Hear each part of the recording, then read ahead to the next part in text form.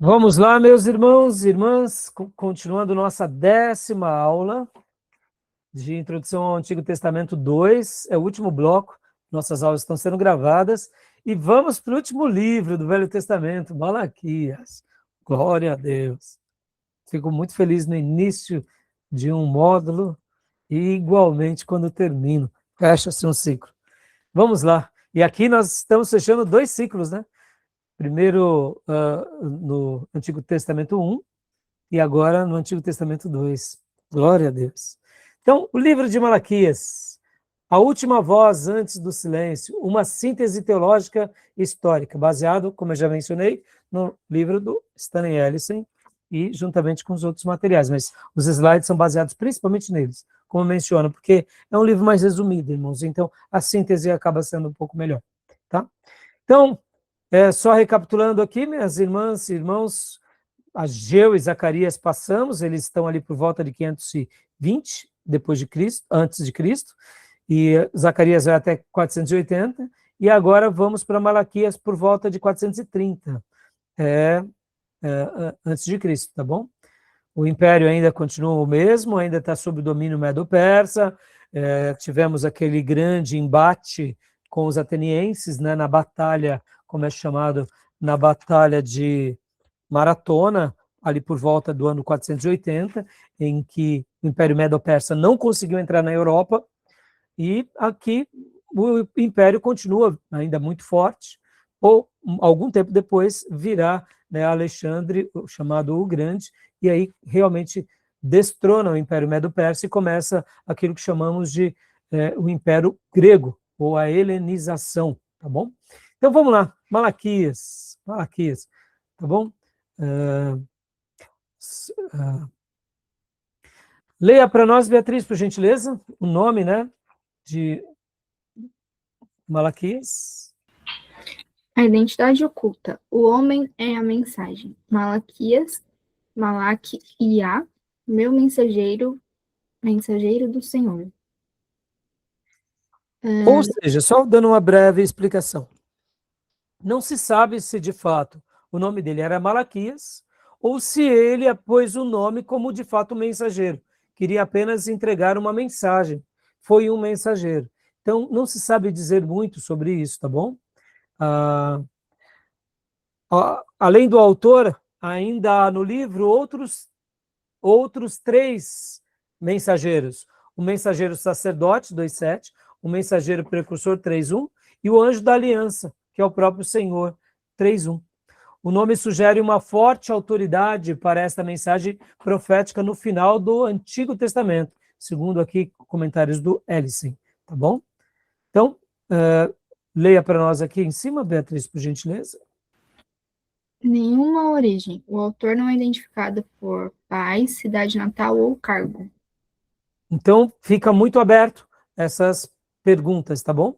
Segundo, aqui, foco exclusivo. Diferente de outros profetas, sua genealogia não importa. O foco está 100% na autoridade divina da mensagem. Interessante isso, não? Lembra que Obadias também acontece algo bem peculiar, o próprio profeta Jonas também. Percebam que Jonas, ele escreve fazendo uma denúncia de si, né? Quem é que escreve denunciando a si? Domingo eu preguei sobre Jonas, achei muito edificante. O Stanley Ellison comenta sobre isso, muitas coisas que eu preguei domingo, eu extraí da literatura dele. Ele escreve na terceira pessoa para que o ouvinte ou o leitor, ele se identifique, e para que a conclusão do livro, que termina com uma interrogação, a gente possa responder. O que a gente poderia responder? Tenho sido eu como Jonas, que também desejo a morte dos meus inimigos? Ou tenho sido eu alguém que aprenda com Deus? Porque a mensagem que fica ali é: Jonas se importou com um pé de mamona, com uma bobodeira, a bobodeira, se não me falha a memória, e não estava ligando para 120 mil almas, ou de crianças, ou de pessoas, ou 600 mil pessoas, como dizem alguns historiadores. Será que a gente está vivendo esse utilitarismo como servos? As pessoas são o que para nós? Elas são o nosso grande tesouro ou elas se tornam coisas, né? Percebam como nós amamos adorar coisas e coisificamos pessoas. Isso é uma praga, não? Então perceba que agora o profeta aqui vai ter uma construção desse livro mais ou menos dessa forma. Olha, eu não sou relevante. Eu sou um profeta, discípulo do profeta Elias, vim de Tisbe, não importa de onde eu sou. Ou como, por exemplo, o profeta Joel, lembra? A mesma coisa acontece com Joel. Joel, nós não sabemos quase nada de Joel. O que importa é a mensagem. Então, o mais importante é o contexto. E a gente vai entender uma coisa muito curiosa. Deixa eu voltar aqui para o mapa, irmãos. Olha só que interessante. Vamos lá, vamos pensar um pouco aqui. Logo depois que Deus usa Ageu e Zacarias, o povo aqui então recebe um novo ar de esperança. Valeu a pena confiar nos profetas, reerguer a casa de Deus. Ela não é tão suntuosa, mas a glória da segunda casa será maior do que a primeira. O Rei da Paz reinará aqui. Ele entrará um dia em Jerusalém sentado no jumento. Ele é aquele que reina sobre tudo. Ele é aquele que tem o controle de tudo. Mas percebam que do ano 520, ou 516, quando o templo é realmente edificado, até 430, passaram-se quase 100 anos. Aí eu pergunto, vamos lá, vamos ser judeu agora, tá? Vamos voltar no tempo. Esse povo, como que é que eles viviam ali debaixo ainda do Império Medo-Persa? Sabendo que no ano 478, quase eles foram dizimados. Será que eles tinham dentro de si aquela esperança ainda acesa, como Ageu e Zacarias tinha os levado a pensar? Ou será que eles estavam esperando essa glória da segunda casa e não chegavam? O que vocês acham? Eles estão vivendo esse momento de restauração. Eles estão querendo, de fato, voltar a ser uma nação livre, ter o rei dos reis, ver né, a glória de Deus, como era nos dias de Davi, e nada acontece. O que vocês acham? Você acha que foi fácil para esse povo ou não? Segundo os historiadores, e fazendo uma leitura principalmente aqui do profeta Malaquias, nós vemos que esse povo vivia em grande apatia. Aonde está a glória da segunda casa? Aonde está a nossa libertação? Aonde está o poder que Deus disse que nos restauraria? Por que continuamos sendo vassalos ainda dos medo-persas? Por que os samaritanos continuam nos atazanando? Ou seja, percebam, eles viviam numa grande apatia. Lembram, irmãos, que aqui nos dias de Ageu e Zacarias, só por causa do édito real ter impedido a construção do templo, eles ficaram 14 anos ali, choramingando o leite derramado. Agora imagina esse povo agora, mais de 50 anos, debaixo de um contexto tão maior. Como que vocês acham? Você acha que eles estavam ali, né, fervorosos? Pela citação do profeta Malaquias, não. Eles estavam vivendo uma apatia, porque aquela grande realidade aguardada pelos judeus, das grandes promessas, expectativas sobrenaturais, não estavam acontecendo. E dessa forma, a realidade que eles viviam se tornou monótona por décadas. E eles perderam a intensidade, perderam o brilho, perderam o temor, perderam a devoção. E aí eles começaram a viver assim, sobre esse dilema. Deus se esqueceu de nós. Aquela ideia deísta. Deus nos criou, nos jogou aqui e esqueceu de nós. Ora, se Deus se esqueceu de nós, por que a minha devoção a Ele tem que ser elevada? Então, eles começaram a baratear as suas devoções. E o cinismo agora se tornou institucionalizado. Porque quando a gente faz isso, é pior do que a ignorância. Meus irmãos, não tem coisa pior. Quando nós, de fato, somos ignorantes, ou seja, não sabemos qual é a vontade de Deus, é uma coisa. Mas quando nós sabemos e ignoramos e vamos para o cinismo, aí é o cinismo institucionalizado, respaldado pelos sacerdotes. Então, agora, os sacerdotes estavam fazendo o culto, mais ou menos o seguinte: vamos para o sábado cultuar. Por quê? Porque a gente é o povo de Deus. Mas por quê? Porque é assim que a gente tem que fazer. E aí chegava o povo e falava: tá bom, ó, eu estou dando aqui essa ovelha aqui para vocês, e por que não vou vender mesmo? Ah, tá bom, dá, já que Deus se esqueceu da gente. Ou seja, um cinismo entre líderes, entre pessoas. E percebam, irmãos, assim como a gente precisa de alguém para melhorar, a gente é influenciado para o mal. Quando vem alguém e diz: ah, tá bom de qualquer jeito. A gente entrega algo de qualquer jeito. E o líder também prega de qualquer jeito, faz o sacrifício de qualquer jeito, e a gente vai vivendo de qualquer jeito. E qual é o resultado dessa nação que já vivia debaixo da opressão dos medo-persas? Eles eram vassalos, eles agora então começaram a literalmente ver Deus como se, tudo bem, tá jóia assim, qualquer coisa serve, qualquer coisa serve. É nesse contexto que Deus levanta o profeta Malaquias, como uma voz dizendo: alto lá, chega de marasmos, chega de pensamento derrotista. É nesse contexto que Deus chama eles a voltarem a enxergar que povo eles eram, que Deus eles tinham e que tipo de devoção eles estavam entregando.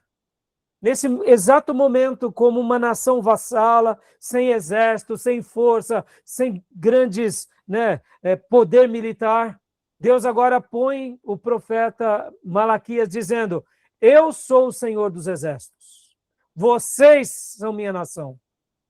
Então, eu espero de vocês, líderes, um posicionamento à altura, porque se espera dos lábios do sacerdote o conhecimento do Altíssimo. E se vocês continuarem sendo comigo, vis, os estercos das ofertas que estão sendo trazidas recairão sobre vocês. E o povo, vocês que estão entregando qualquer coisa aí para mim, entreguem para o imperador, o governante, o sátrapa, ou quem sabe para o imperador da Média e da Pérsia. Vê se ele vai receber qualquer oferta, porque eu receberia. E aí é onde, agora, de uma forma bem parecida com aqueles discursos socráticos, aqui o profeta começa a fazer perguntas ao povo para que o povo traga agora e dê algumas respostas. E é assim que nasce esse livro tão lindo, tão especial, num contexto tão decisivo. Tá bom? Então, leia aqui para nós, Beatriz, aqui, por gentileza.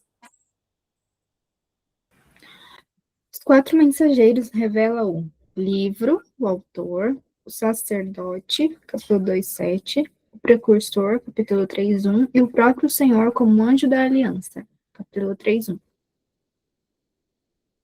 Joia. Então, tudo bem até aí? Alguma pergunta? Alguma dúvida do que eu falei? Deve ter sido escrito esse livro por volta do ano, como eu mencionei, 430, tá, meus irmãos? Então, aqui, olha só, meus irmãos. As coordenadas históricas. Início da profecia, escrita, literária, com Moisés, o primeiro profeta. Não que Abraão é profeta, mas não é profeta literário escrito. Né? Então, lembrando disso. A gente está falando aqui dos clássicos, né? Na teologia, só para a gente entender. Aí temos aqui um gap de 1000 anos, aí temos esse período, né, que seria da monarquia, teríamos vários acontecimentos, aqui a conquista de Canaã, tudo aquilo que vocês já aprenderam. O ano 516 a.C., o templo reconstruído. Aqui o ano 444 a.C. Ó, percebam, o 516 foi construído o templo. No ano 444, guardem essa data, meus irmãos, praticamente 70 anos depois que o muro é reconstruído. Mas o muro foi reconstruído e agora a gente ainda continua vassalo. Está entendendo? Compreende quando as coisas não acontecem como a gente quer? A monotonia, a apatia, o desleixo vem. É nisso que a gente não pode se acomodar. Deu tudo errado? Tudo bem. Glória a Deus, aleluia, vamos avante. a gente não está entendendo o porquê Deus está fazendo o que está fazendo. Vamos fazer o nosso melhor. Então é aqui exatamente que começa o ministério de Malaquias, tá bom? Ano 430. Era persa sob o reinado de Artaxerxes I, contemporâneo das reformas do historiador Esdras e do governador Neemias. Ou seja, ele sim, né, participa bastante desse período de Esdras e Neemias, tá bom? Tudo bem até aí? Então, continuando aqui. Paradoxo de 430. Leia para nós, Beatriz, por gentileza. A restauração externa. O Império Persa desfruta de 25 anos de paz ininterrupta. Judá, uma província segura, é a quinta satrapia Trans-Eufrates. Estruturas físicas estabelecidas, templo e muros erguidos. A decadência interna. O modismo e formalidade morta no culto religioso, sacerdócios descuidados e moralidade social corrompida, arrogância e ceticismo crescente contra o Senhor. A infraestrutura de Israel foi restaurada, mas a alma da nação estava em ruínas. Perceba, ó, estava tudo arrumado, o templo construído, as muralhas arrumadas, mas o povo estava perdido consigo mesmo, tendo aquela impressão, Deus se esqueceu de nós. Logo, se Deus se esqueceu de nós, a minha devoção também será qualquer coisa, porque já que ele se esqueceu de nós, qualquer coisa serve. Tá bom, meus irmãos? Tudo bem até aí? Então, continua para nós, Beatriz, por gentileza. Anatomia da religião corrompida. De cima para baixo? Oi? De cima para baixo? Isso, de cima para baixo. Raiz teológica. Visão deísta de Deus, o povo questiona o seu amor, a sua justiça e o seu caráter. Ou seja, por isso que eu falei há pouco sobre essa questão da visão deísta, né? Deus criou-nos, eu creio que Deus criou, mas ele não se importa conosco. Logo, o amor é questionado, o caráter de Deus é questionado, a justiça também é questionada, porque ele nos abandonou. A gente está ao nosso bel prazer, vivendo segundo as nossas forças. Essa é uma verdade? Não, né? Declínio moral é inevitável quando a gente pratica esse cinismo institucionalizado. Guardem essa frase, meus irmãos. Pior do que um não crente é um crente desviado. Porque o não crente, ele está naquilo que a gente chama de ignorância, no sentido de clareza, de temor. E o desviado? O desviado, ele acha que crê, ele acha que pode tudo, ele acha que está certo, e aí vai, entendeu? O desviado é terrível. Porque são poucos aqueles que são desviados que dizem, não, eu preciso voltar para Deus de todo o coração. Tá bom? Então, leia para nós, irmã, por gentileza. Declínio moral, corrupção do lar. Desprezo pelos votos de casamento, divórcios cruéis e casamentos com mulheres pagãs. Aqui, perceba, irmãos, quando a gente começa nesse cinismo religioso, institucionalizado, ratificado pelos líderes, aí a gente vai se degradando, porque, ora, se Deus não me atende, não é justo, para que eu vou ser justo com aquele lá que me deve? Não vou pagar. E no casamento, a mesma coisa. Deu vontade de divorciar, eu vou divorciar, porque afinal de contas, o importante é fazer a minha vontade. E se eu desejo casar com uma mulher, no caso os homens, mulheres de outras nações e de outros credos, qual o problema? É fazer a minha vontade, eu vou cumprir o que eu quero. E aí, quando vai ver, meus irmãos, o declínio moral se estabelece. E, naturalmente, a última base aqui, que é o colapso social. Leia para nós, Cília, por favor. Egoísmo material, oferta de animais doentes, roubo de dízimos, perjúrio, fraude e opressão dos mais fracos. Ou seja, esse livro não fala só de dízimo. O dízimo é um detalhe, meus irmãos. O dízimo é um detalhe. Eu costumo dizer com frequência, quando eu posso, nós não dizimamos para receber, nós dizimamos porque já recebemos. O dízimo não é uma barganha, uma troca, uma permuta, onde eu negocio com Deus comprando a Deus. O dízimo é uma demonstração do meu amor e da minha alegria por Deus ter cuidado de mim, do meu lar, e agora eu estou apenas devolvendo parte para que o reino de Deus seja edificado por meio daquela minha pequenina oferta, do meu pequenino dízimo.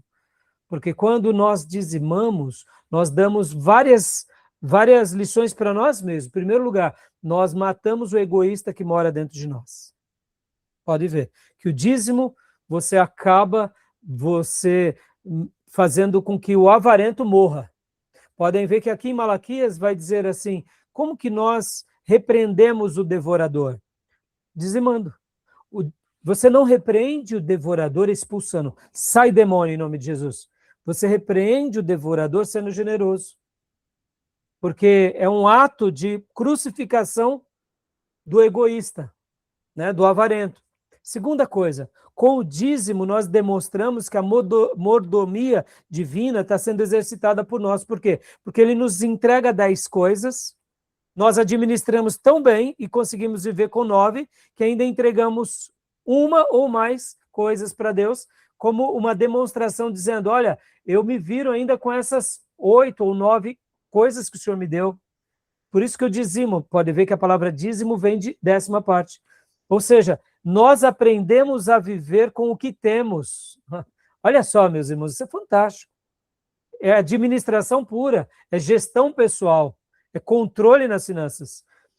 E aqui a gente vai, né, ampliando esses horizontes. Como eu disse, irmãos, o dízimo é uma demonstração do nosso amor, e a oferta, juntamente com o dízimo, é uma demonstração da nossa fidelidade, dizendo, Deus, muito obrigado. Então, assim, não é barganha, não é troca. E podem ver que aqui, nesse livro, Deus estava dizendo para eles, olha, deixa de cinismo, deixa de dar o resto, me provem e esperem, porque vocês verão os céus abertos. E uma coisa que me fascina é que quem conheceu o caminho da generosidade nunca mais deixa de ser generoso na vida, porque se cumpre o que Jesus disse, que melhor é dar do que receber. É incrível que as promessas daquele que partilha e recebe se cumprem. Pode ver que todo mundo que é fiel a Deus cria esse desejo de querer construir um mundo melhor, ajudar as pessoas, e é um caminho sem volta, você não consegue mais viver sem isso. Não é porque você é abençoado, mas porque você se sente participante de um projeto ainda maior, pela graça de Deus. Tá bom? Então, perceba, quando a gente pega Malaquias e faz o corte como dízimo, é muito pequeno, muito pequeno. Mas quando a gente olha esse cenário maior e vê que os dízimos acabam sendo um resto que eles estavam dando, como uma troca, dizendo, olha, Deus, já que eu sou teu povo, né? Mas já que o Senhor se esqueceu da gente, então toma aí qualquer coisa, porque qualquer coisa é melhor do que nada. É como se Deus dissesse, é melhor não dar nada. Não, se for para dar qualquer coisa, não dê. Né? Interessante, né? Tudo bem? Alguma pergunta, alguma dúvida? E aqui vem agora o método profético, é o ciclo socrático, da maiêutica, né? Fazendo perguntas. A gente vai ver no livro todo, vai repetindo por 9 vezes no texto. Ele faz uma pergunta, faz uma colocação e dá uma resposta. Ou seja, é uma maneira de levar cada um a um entendimento muito profundo. Leia para nós, Tomé, por gentileza, por favor. O método profético. O ciclo socrático. Primeiro, declaração divina. Deus faz uma afirmação de amor ou de verdade. Exemplo, eu vos tenho amado. Segundo, a pergunta arrogante. Israel responde com hostilidade cínica. Exemplo, em que nos tem amado? Terceiro, o veredito. Deus apresenta as evidências inegáveis e pronuncia o juízo. Repetido Olha só, 9 interessante isso, né? Deus diz, eu tenho amado vocês. E aí Israel diz, mas aonde o Senhor tem nos amado? Filhos mimados, né? Interessante. Então, esse livro vai ser uma voz na consciência de cada um. E aqui anota para nós, Tomé, por gentileza. Um método dialético provocante que Jesus também usaria séculos depois contra líderes hostis. Por que contra líderes hostis? Porque pessoas ensináveis não precisam, né, dessa repreensão, tá bom? Agora a divisão que o Ellison propõe para nós. Leia para nós, Tomé, por gentileza. A arquitetura do livro, as 4 indiferenças. Indiferença ao amor divino, capítulo 1, versículos de 1 a 14. O Senhor declara seu amor, escolhendo Jacó, mas Israel o despreza, desonrando o altar e o serviço. Indiferença à lei divina, capítulo 2. Sacerdotes desrespeitam o templo, o povo viola as leis do lar, casamentos pagãos e divórcio. Indiferença aos mensageiros, capítulo 3. O povo atrai juízo pelo roubo dos dízimos e por críticas injustas a Deus. Atrai o grande julgamento, capítulo 4. O grande dia, fogo purificador para os perversos e cura restauradora para os justos. Eu queria só destacar aqui a indiferença à lei divina. Meus irmãos, quando nós, líderes, avacalhamos, o povo vai avacalhar muito mais, tá bom? As pessoas só estão esperando assim, se o pastor chutar o pau da baiana, eu piso na jaca. Eu só estou esperando o pastor chutar o pau da baiana. Pau da barraca, né? Chutar... eu misturei, desculpa. É a hora, viu? É a hora. Chutar o pau da barraca e o rol da baiana. Eu misturei os dois. Ai, as muitas letrinhas estão me fazendo delirar, tá? Então, se o pastor chutar o pau da barraca e o rol da baiana, legal. Podem ver, a gente assim, a gente fica esperando alguém para que a gente vá. Por isso que a gente tem que tomar muito cuidado quem são as nossas referências. E conservá-las com muito zelo, sem idolatria, sem culto à personalidade. E se uma hora alguém quer uma boa referência se perder, tente ajudá-lo. Mas se ele for irretratável, descarte. Pegue outra boa referência. Para que a gente não vá abaixo da média, sabe? Pode ver que a palavra mediana é da onde deriva-se medíocre. Está na média. A gente não pode ter líderes medianos. A gente tem que olhar acima da média. E aqui eu não estou falando de conhecimento intelectual, tá, meus irmãos? Estou falando aqui de vida de santidade. Porque intelecto, basta você fazer um curso de 3 anos como o nosso, você aprende. Vida de santidade é uma vida. Caráter é uma vida. A formação de uma faculdade, uma nova profissão, 5 anos você se forma engenheiro. Mas para ter caráter são 20 anos. 20 anos ali persistindo. Ou seja, a gente tem que ter referências bem elevadas. E não é aqui discurso moralista, puritano, mas é posicionamento. Porque o nosso Deus, ele merece o nosso melhor, não o pior, tá bom? Então aqui é a arquitetura do livro, né? Queria destacar só esse ponto. Crime de roubar a Deus, 3, 8 a 10, né? Retenção dos dízimos, um pedaço histórico de Israel, traçado desde Acã até o exílio babilônico. Lembram lá de Acã, né? Roubando aquilo que não podia. Porque ali em Acã a gente vê 2 coisas. Que temos os objetos de destruição e coisas que pertenciam ao Senhor. Guardem isso, meus irmãos. O dízimo não tem nada a ver com a igreja, não tem nada a ver com o pastor, tem a ver com Deus. Curiosamente, hoje eu orientava uma ovelhinha que ela está passando por um dilema tão grande. E olha, essa ovelhinha ela é fiel nos dízimos e ofertas, sempre foi, nunca precisei sequer instruí-la sobre isso, porque desde quando ela veio para a nossa igreja, ela sempre entendeu essa questão e com muita deliberalidade, ela sempre contribuiu muito. E agora ela está passando por um estreito tão grande, tão grande. Ela falou, pastor, o que eu faço, pastor? Agora eu estou desesperado, nunca aconteceu isso comigo e tal. E ali eu falei para ela, filha, não tem nada a ver comigo, nem com a igreja. E parece uma fala de indiferença, né? Eu demonstrei para ela compreensão, mas eu não fiquei na minha compreensão humana. Eu falei, filha, eu sei que você está com o coração apertado, porque quem ama ofertar e dizimar não oferta ou dizima por barganha ou por pressão ou porque tem um revólver de Deus na nossa cabeça, não é isso. A gente tem tanto contentamento e numa hora como essa, eu sei que a irmã está desesperada porque a irmã ama fazer isso. E aí, para eu não humanizar a minha resposta, porque eu entendo o momento que essa irmã e essa família estão passando, mas eu disse assim, vamos orar pedindo um escape do Senhor. E, meus irmãos, é isso, não é? O que é o dízimo, assim como a santidade? É um posicionamento. Pode ver, a gente pode cometer o que é certo ou o que é errado. Jonas, diante de Nínive, ele cometeu algo errado.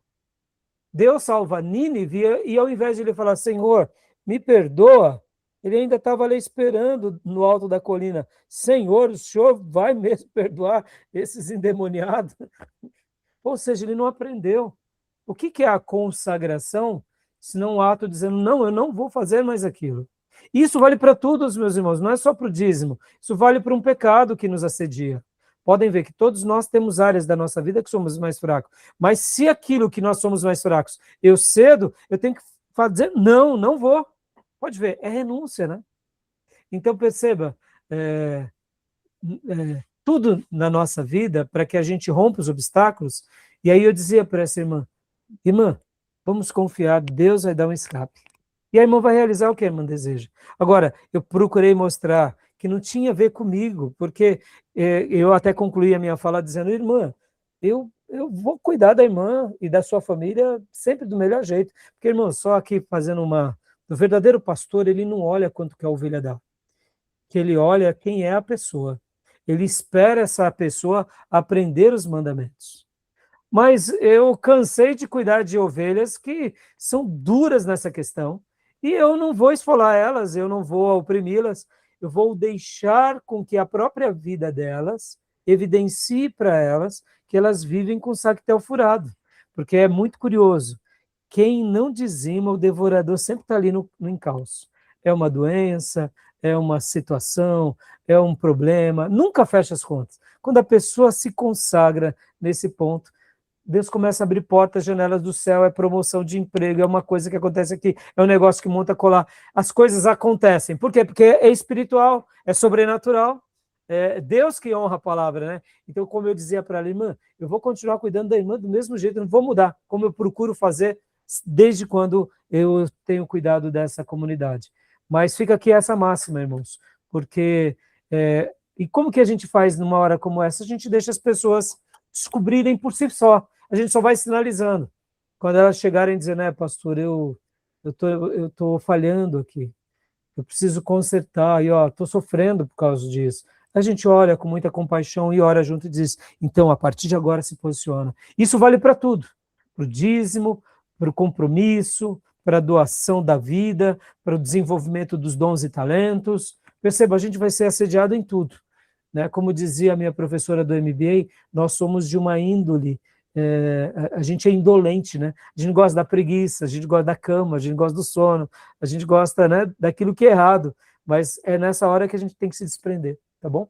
O crime, né, então aqui, primeiro é a retenção dos dízimos, depois, segundo, sacerdotes desamparados, levando a negligência no serviço do templo. Ora, perceba o ciclo, o povo esquece o dízimo, o sacerdote também aqui baixa a guarda e fala, esse povo é ingrato, eu também não vou cuidar deles. Ou seja, a retroalimentação negativa. A gente sempre tem que ter uma retroalimentação positiva. Podem ver que Jesus não esperava das pessoas. Jesus fazia, os apóstolos igualmente, tá bom? E aqui a maldição agrícola, né? O fracasso das colheitas como disciplina divina. Mentes cauterizadas. O cinismo se aprofunda diante das perdas. Deus lembra que, ao roubarem dízimos, eles não prejudicam o céu, mas roubam a si mesmo, né? Diante das as mesmos roubam as suas próprias provisões, né? Quando a gente é negligente com a gente mesmo, a gente sofre conosco mesmo, tá bom? Tudo bem até aí? Alguma pergunta, alguma dúvida?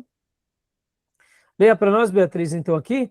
Agora a voz do profeta chamando o povo a enxergar que eles eram o povo do grande exército. Leia para nós. O antídoto, a majestade de Deus. Senhor dos Exércitos, usado 24 vezes nesse curto livro. Por que essa ênfase?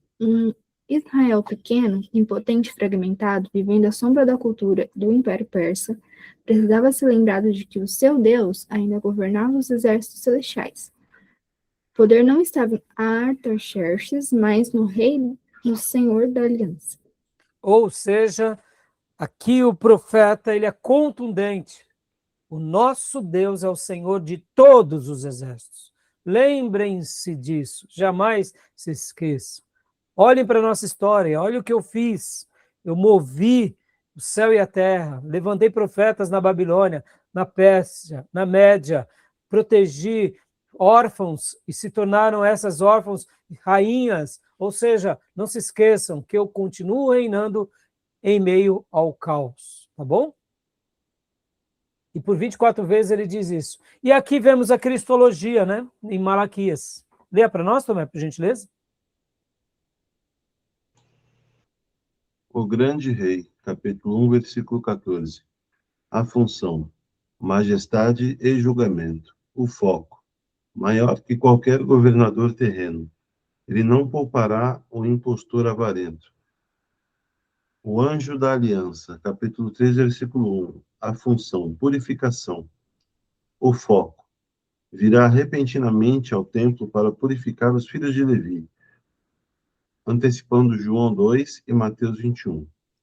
O sol da justiça, capítulo 4, versículo 2. A função, fogo e cura. O foco, o mesmo sol que queima os perversos, trará cura sobre as suas asas para os justos.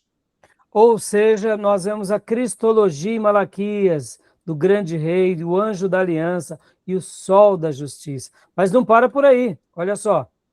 Leia para nós, por favor, Tomé.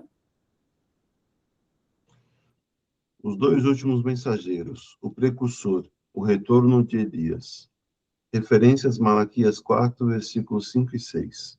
Missão, censurar a idolatria, preparar a nação e restaurar os corações das famílias. Identidade, cumprido na figura e espírito de João Batista. Mateus 11, 14. O próprio Senhor, referência, Malaquias 3:1. Missão, estabelecer o novo mundo, julgar definitivamente a maldade e inaugurar a era messiânica. Ou seja, que o profeta Malaquias, quando ele cita Elias, irmãos, qual que é a ideia que os judeus tinham de Elias? Que assim como Elias não morreu, foi arrebatado, ele voltará para restaurar todas as coisas. Então ele resgata essa ideia, que no cumprimento, Jesus vai dizer que é João Batista, falando que ele veio no poder e na unção de Elias. Por isso que os judeus podem ver que essa mensagem foi muito poderosa de Malaquias. Quando o próprio João Batista começa a pregar, qual era a mensagem aos judeus? Você é Elias? Porque você é diferente. Algo está acontecendo aqui. E quando o próprio Jesus também começou a pregar e fazer sinais e maravilhas, qual foi a mensagem? Você é Elias? E aí veio a resposta. João dizendo, eu sou só uma voz, que vim preparar o caminho. E Jesus diz, não, eu sou o Cristo. Ou seja, eu sou aquele que realmente João tinha proclamado. Percebam, irmãos, então, essa mensagem foi poderosíssima. Com Elias, era como se ele estivesse dizendo, povo que está perdido, povo que está amoroso, povo que está aí vivendo, né, debaixo de apatia, de monotonia, debaixo de cinismo, acordem, porque o Senhor virá nos restaurar. E Ele é com vocês, nós somos o povo dele, Ele é o Senhor dos exércitos e nós somos o seu exército. E aí essas duas profecias, tanto de Elias quanto o próprio Senhor, né, como está lá em 3:1, vou até compartilhar aqui para vocês, eis que envio o meu mensageiro, ele há de preparar o caminho diante de mim, e de repente virá ao seu templo o Senhor, a quem vós buscais, o anjo do pacto, a quem vós desejais, eis que ele vem, diz o Senhor dos exércitos. Percebam, ó o cumprimento aqui no Novo Testamento dessa profecia, né? Mostrando que o Senhor realmente viria sobre todos eles, tá bom? Tranquilo até aí, meus irmãos? E aqui, a ponte para a gente terminar, dos 400 anos, né, de silêncio que se dá entre Malaquias 4:4 e o Novo Testamento. Tá bom? Malaquias 4:4, leia para nós, Tomé, por gentileza. Aqui o slide, eu me refiro, né? A ponte de 400 anos. Malaquias 4:4. Lembrai-vos da lei de Moisés, a âncora no passado. 400 anos de silêncio profético, o teste da fé judaica no período intertestamentário. Progressão. O silêncio será quebrado apenas quando o próximo anjo aparecer em Lucas 1 para anunciar a chegada do sol da justiça. Glória a Deus. Ou seja, Deus usando agora aqui Zacarias e depois, né, Isabel e João Batista, depois Maria e depois José. Aqui começa, né, aquilo que nós sabemos, o Novo Testamento, né, o Senhor usando o anjo e depois os seus ministros. E aqui leia para nós também, por gentileza. As últimas palavras do Antigo Testamento não são um olhar para o passado, mas uma antecipação vibrante da chegada do Rei. Maravilhoso. E aí aqui termina. Os judeus, irmãos, eles pegam o livro de Malaquias, só para vocês terem uma ideia, e eles leem, por exemplo, os últimos versículos, mas eles não ficam, por exemplo, quando a gente pega Malaquias, olha só, vou compartilhar com vocês, né? Eles param e fixam na leitura aqui nesse texto. Lembrai-vos da lei de Moisés, meu servo, a qual lhes mandei em Horebe, para que todo Israel a saber os estatutos e ordenança. E eis que eu vos enviarei o profeta Elias, antes que venha o grande e terrível dia do Senhor. E ele converterá o coração dos seus pais e filhos, e o coração dos filhos e de seus pais, para que eu não venha e fira a terra com maldição. Como esse último versículo fala sobre ferir a terra com maldição, nas leituras, geralmente, dos judeus, eles param aqui nesses últimos versículos, porque, querendo ou não, eles só querem que, eles não querem que a leitura do texto termine dessa forma, e fira a terra com maldição, entendeu? Mas a gente sabe que a profecia é essa, não tem como fugir. E aqui a gente entende que, de fato, o Novo Testamento é o complemento. Percebam, os judeus não creem que Jesus é o Messias, mas eles não podem negar que Jesus é um profeta. Tá bom? Então, meus irmãos, terminamos aqui, né, o profeta Malaquias, terminamos aqui o Antigo Testamento 2 e, concomitantemente, né, todo o Velho Testamento. Tá bom? E agora, só para vocês verem, depois dê uma olhada aqui no Ellison, só não vou ler agora, né? Os pontos culminantes do período intertestamentário. Ou seja, os pontos altos desse período que foi esses 400 anos, né? Pode ver, ó, governo persa, anos 430, governo grego, 100 anos depois, 332, ou seja, 98 anos depois. Depois, o governo de Ptolomeu, 323 até 198. Governo Seleucida, de 198 a 166. Governo governo judeu Asmoneu, de 163 a 63. E aqui, por último, deixa eu só pegar aqui, governo romano, do ano 63 até o ano 5 a.C., que é aqui quando Jesus nasce, João Batista nasce, pouco depois nasce Jesus. Poxa, pastor, não nasce no ano 0? Historicamente seria ano 0, para nós aqui, já que o nosso calendário cristão e judaico, ele tem a datação antes e depois, mas essa data 5 é por causa do calendário gregoriano, tá? Então, o calendário gregoriano, por colocar mais um dia, que é o dia 29 de fevereiro.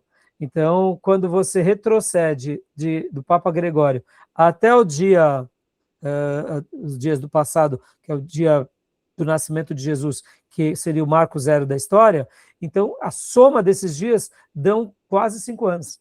Por isso que há essa datação, né? Inclusive, quando a gente está assistindo um filme, por exemplo, The Chosen, está lá, anos 5 antes de Cristo, nasce Jesus. Ué, ele não nasce no ano zero? Depois, o ministério de Jesus, né? Ele começa no ano, por exemplo, 26. O ministério de Jesus começa no ano 26, mas ele já está com 30 anos. Ué, não é no ano 30? Então, assim, a literatura vai ter essa questão. Basta você entender um pouco como funciona isso, tá bom? E assim fechamos, meus irmãos. Fechamos. Terminamos. Glória a Deus. Amém, maravilhoso. Bom, né, Bia? Deu uma visão, né, bem legal, né? Se a gente for ver, passamos por todo o Velho Testamento, né? Pentateuco, depois os livros históricos, poéticos, sapienciais, né? E depois os proféticos, profetas maiores e menores. E aqui concluímos para a glória do Senhor, né?